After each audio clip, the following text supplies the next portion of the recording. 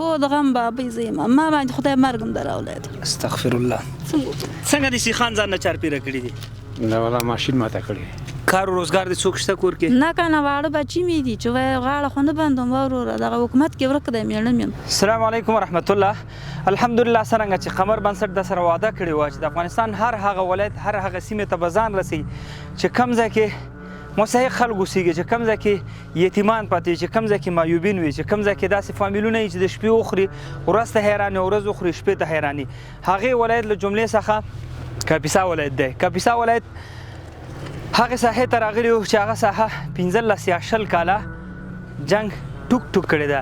دلته چې کله کاپیسا ته خصوصا تګا او بلاسۍ دغه ساحې ته راسئ د دغه ساحې هر کور ته چې ته ګورې هغه کور کې به د جنګ نښانې وي. هر کور دروازه چې ته وټکئ نو طبیعي خبره ده چې هغه کور کې به که دې کې خپله داسې دی د کورنۍ غړی لاسه نه وي ورکړی، داسې یو څوک به یې د لاسه ورکړی چې په هغه کې دی پې دردېږي یا دی پې غمجن شوي وي. فکر نه کوم ډېر داسې کورونه وي چې هغه دغه غم نه یا دغسې حالاتو نه هغې مستثنا وي. الله دې رحم وکړي. دغه تاسو دا خویندې وینئ، دلته دا ورونه وینئ، هر یو سره چې خبره کوي اکثریت یې دا وایي چې ما ته یتیمان پر غاړه دي، اکثریت یې دا وایي چې ما ته کونډې ور په غاړه دي. نو ومو غوښتل چې راشو تګاب ولسوالۍ ته. تګاب ولسوالۍ مرکزي ولسوالۍ ده، چار چاپېره ته تقریبا 2 ولسوالۍ دي او که 1 ولسوالۍ بله هم ورباندې سپره ده، نفوذ یې هم زیات دی. نو دلته مو 1.5 کورنۍ راوغوښتلې، هغه چې کوم د دی حق و هغه هم ورته ور وسپاره. 2 قسمه مواد دي پکې، هایجین پیک دی، ورسره خوراکي مواد دي. هغه تاسو وینئ چې هر فامیل لپاره فکر کوم دا ورته ضرورت دی. همدغه مو ورته راوړل. یو څو ورونو سره به خبرې وکړو چې واقعا مستحق دي او که نه دي، درد لري او که نه لري. هغې نه وروسته به سره خدای پاماني کوو. که چېرته غواړئ په دې کمپاین یا په دغه صدقه کې موږ سره برخه واخلئ، قمر بنسټ مو خدمت کې دی. انشاءالله هر ولایت ته به ځو تر څو زموږ وس او توان وي موږ به دغسې خلکو ته ځان رسوو. یو څو ورونو او خویندو سره خبرې کوو، ویډیو در سره ختموم، سکرین باندې لینکونه شته، واتساپ نمبر شته، من سره اړیکه کې شي. انشاءالله هېڅ قسمه بهانه نه پاتې کېږي درته. الله مو خوشحاله لره. هغه چا چې موږ سره په دغه کاروان کې په دغه صدقه کې برخه اخیستي چې په کوم مقصد او مرام لپاره اخیستي، الله دې ورته هغه قبول او منظور کړي. دغه خلکو په مخ چې خوشحالي راسي، باوري یم هغه خلک چې د شپې د خوب لپاره ګولۍ خوري چې خوب یې راسي، چې کله د دوی په مخ باندې مسکا ویني آرام به خوب کوي، سکون او اطمینان به انشاءالله ورته رسیږي.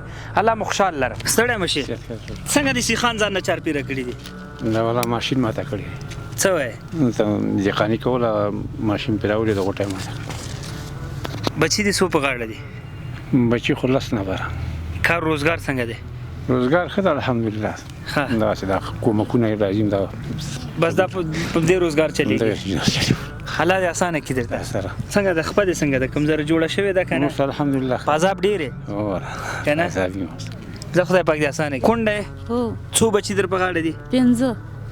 کار و روزګار دې څوک شته کور کې؟ نه کنه واړه بچي مې دي چې وایي غاړه خو نه بندوم وروره دغه حکومت کې ورک دی میړه مې. نشته کور کې؟ نه نشته دی. مشکلات سختۍ څنګه دي خور؟ خو مشکله کور مې وران دی بدراو کې، کوټې مې خطا شوي دي، نور ګټې والا څوک نشته. یو زوی مې په ایران کې دستګاه ونیو مړ شو. څنګه چالو کومه نو مجبوري ده. نو څنګه د غم ابۍ ته یې؟ هو د غم بابۍ زه یم ما باندې خدای مرګ هم دراولی دی. استغفر الله. خلک دونه حالاتو ته سختۍ وي هغه تاب نه لري. ما باندې الله تعالی مرګ هم درولی دی. مرګ ته خوشحاله دي، خو دغه د بچیو ولږه د بچیو هغه مشکلات چې دی ته فریاد کوي هغه ته نه دي خوشحاله وي چې ما ته خدای مرګ راولي. درد نه ډکې خبرې دي، رب دې اسانه کړي. بچی ستړی مه شې. السلام علیکم. ته څنګه یې؟ ښه.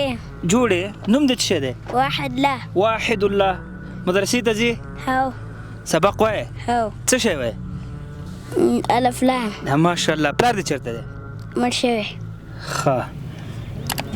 کور کې څو نفر یاستئ؟ 6. تا نه مشر ورور شته؟ نه. دا کور ته اوړه بوره غوړي دا څوک راوړي؟ څوک کم خانې پیدا کوئ؟ دا کلیوالو ته پیسې ورکوي راړي. کلیوالو تر وړي؟ ښه. بچی رب درته اسانه کړي. صحیح ده؟ خدای پاک دې په خیر او سلامتۍ سره لوی کا او ښایسته عالم درنه جوړ سي، در څو پورې د مور خدمت دې وکړي د ورونو دې. سمه ده؟ خیر اوسي.